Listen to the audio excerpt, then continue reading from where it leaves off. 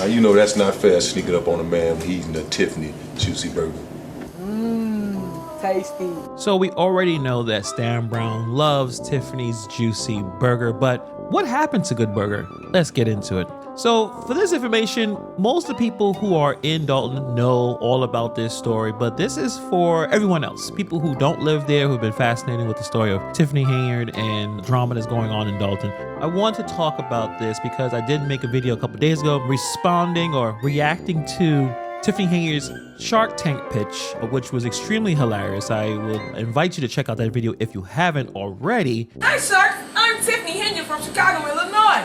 I am currently the owner of Tiffany's Good Burger and Soul Food located at 634 Burnham in Cayman City, Illinois. I had this accounting teacher and she challenged us in so many different ways. I love her for that.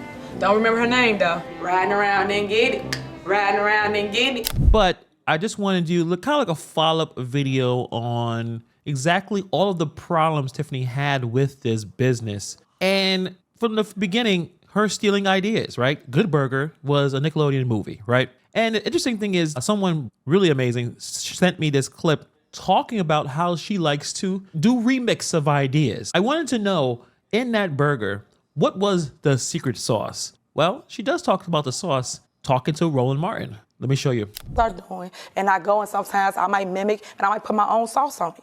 And what I mean by my own sauce, I might use my creative vision and say, okay, they had slide right here. I might want to do a slide, but a water slide, or I might want to do a run through slide. Like, it's up to you. So the interesting thing about that is exactly what I think we talked about in the last video.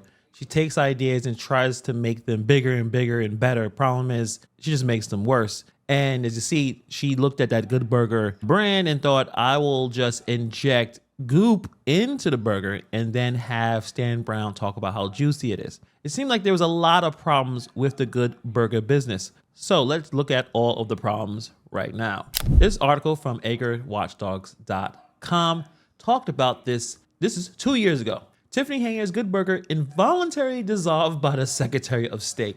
Tiffany Henyard's Good Burger should immediately be removed from campus of South Suburban College as they're no longer authorized to conduct business in the state of Illinois. At this time, Good Burger had a contract for the food service for the South Suburban College, which expired in a couple of weeks, but the SSC should wait no longer to remove it from campus. So there are already complaints of unsanitary conditions, a bounced rent check, 33 months of late rent, and not being in good standing with the SOS. And you see right here, dissolved involuntary dissolution on Friday, 14th October 2022. And you see Tiffany A. Henyard's name. I'm gonna block out the address.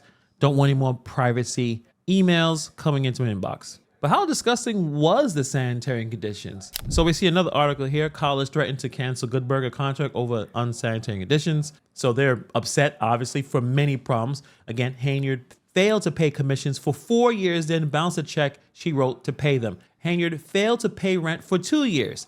Henyard failed to pay other commissions for more than 2 years. So she's just not paying any bills, which is very interesting. It seems like that's what she does for the Village of Dalton. The vendors don't get paid. So there's a lot of issues. The South Suburban College sent a letter to Tiffany Henyard. This is back in March of 2022, complaining about the financial and service obligations that Good Burger have failed to comply with. The letter was also informed that Henyard and Good Burger that the college would terminate this contract if this issue wasn't fixed within 30 days. Looks like probably wasn't. Let's read some of these issues. The college have received numerous complaints regarding food choices and the lack of nutritionally balanced meals. Per their agreement, each menu must include options that provide for healthy and nutritionally balanced meals. Remember, she talked all about that crap about she noticed that people were getting big and fat and she was gonna come in with really well-balanced meals. We had nowhere to go. All we can do was attack the vending machines. That's why in today's society, everybody's overweight. All we ate was chips and pop. That's it. Wasn't nothing real about chips and pop. Wasn't no greens in the vending machines. Wasn't no sandwiches in the vending machines. So that led me to this. I know you're gonna say, you crazy, Tiff. I started with banana pudding, peach cobbler, sweet potato pie, and caramel cake. The college cafe has been closed without notification.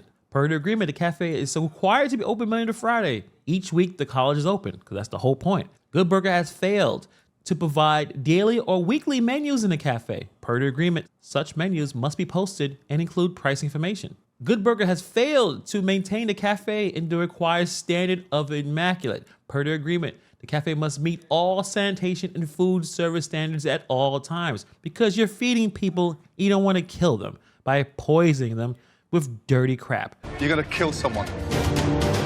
Get a grip. Good Burger has failed to post, display, or provide Cook County Department of Health sanitation reports. Per the agreement, such reports must be completed within the medium score of 90 and made available in the manner set forth above. Now, this is actually disgusting here. Good Burger has failed to steam, clean, sanitize, or wipe specific equipment as required, and the cafe remains inadequately clean. Per the agreement, specific cleaning practices are required to maintain a safe food preparation environment. This can literally kill people. You're gonna kill someone. I mean, all jokes aside, if you're not maintaining a very clean environment to cook food, you can get someone violently ill. We all had that experience before when we went to eat somewhere and we had terrible stomach issues, whatever, everything's flying out of us, out our rear end. It's probably because that food was not properly cooked, wasn't fresh, or there's some sanitary conditions that are really disgusting. Good Burger is required to maintain adequate staff to operate the cafe. The cafe has been without adequate staff since, looks like last year, right? A year ago. This was in 2022, but they're talking about since October of 2021. Good Burger has failed to obtain college approval for all Good Burger management personnel and has not engaged in any written consultation with the college regarding such personnel. And, oh, this is another one that, again, this follows Tiffany Henyard to a T. Good Burger is required to complete background investigations for all employees and consult with the college in event of a positive criminal background investigation. You know Tiffany Henyard likes to make sure that she gets her goons jobs. They can't pass any background test. They're not going to pass that type of thing. And now Good Burger failed to pay rent.